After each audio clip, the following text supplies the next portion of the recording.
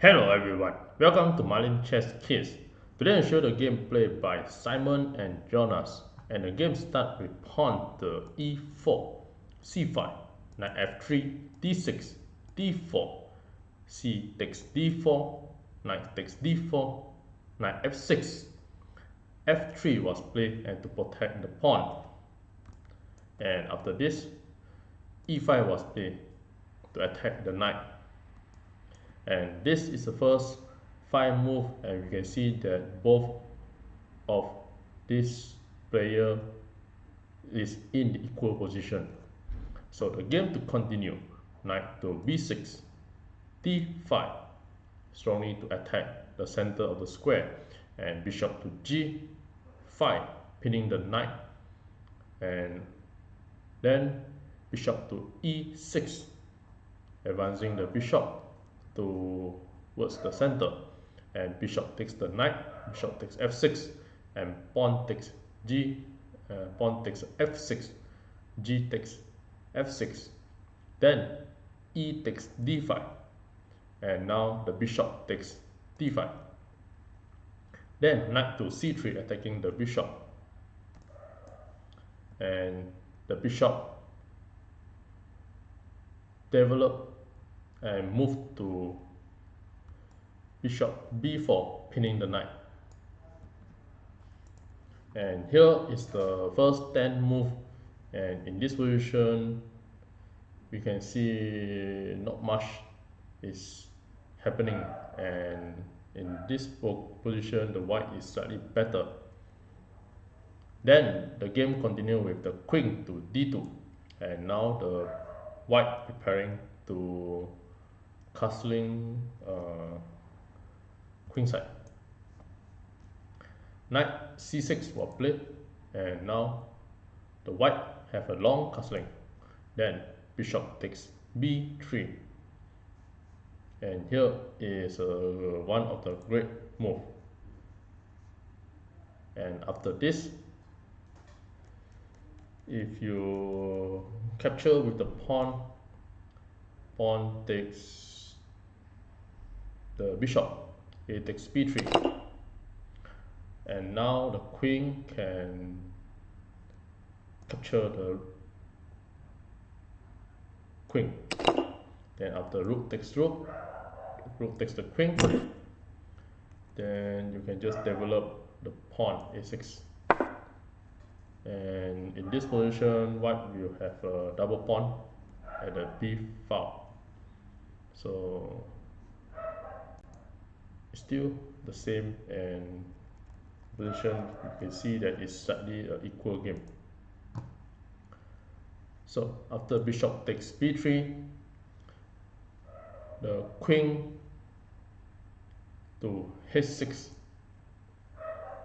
you have the idea of attacking the pawn, or you go to the g7 and attack the rook, and this also prevent the king from castling. Then queen to a5,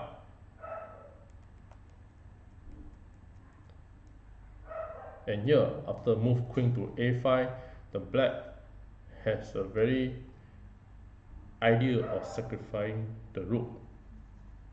Then the queen takes a f6, and now after this position again the white takes the knight and sacrificing the rook, and after this position the black is slightly better, and the white capture the rook, white takes the rook and check the king, and preparing to capture the rook. So after this the king to e7, and the rook is attacking the queen, and now the black is attack the queen. And in this game the white made a rook to d7. I think this is a bad move, as the king can just capture the rook. Then now the queen capture the rook, and after this the black is winning and made in 8.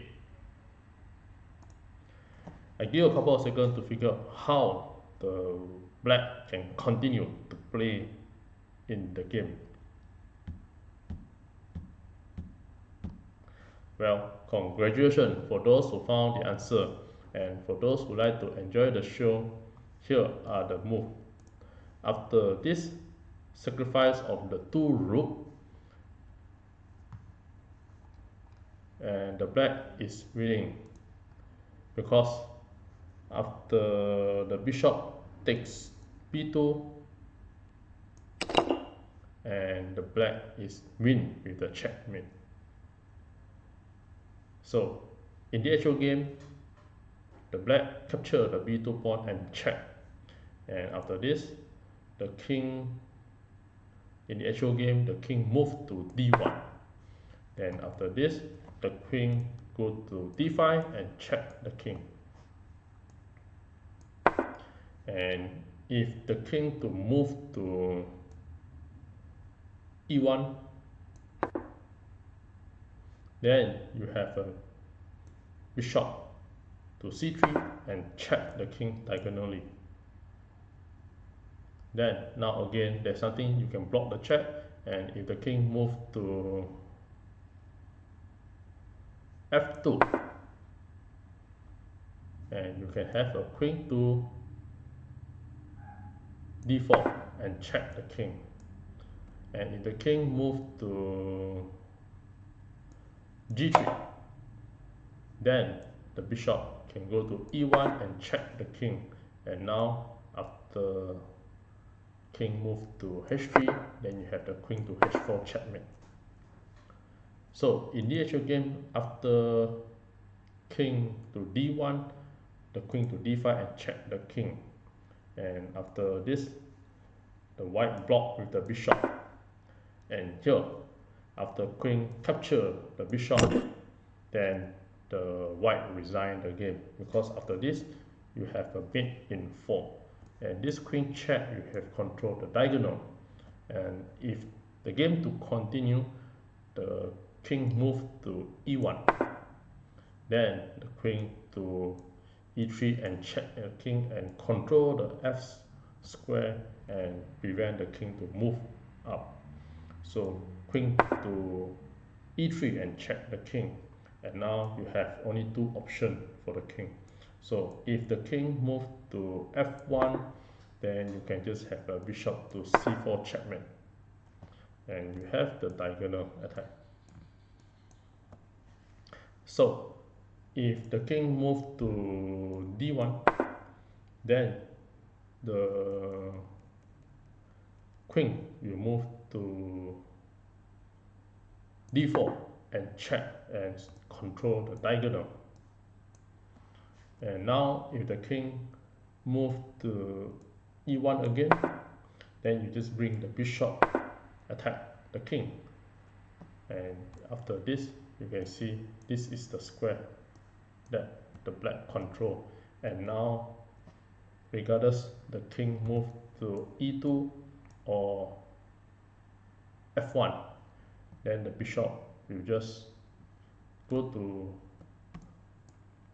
c4 and checkmate these 2 square.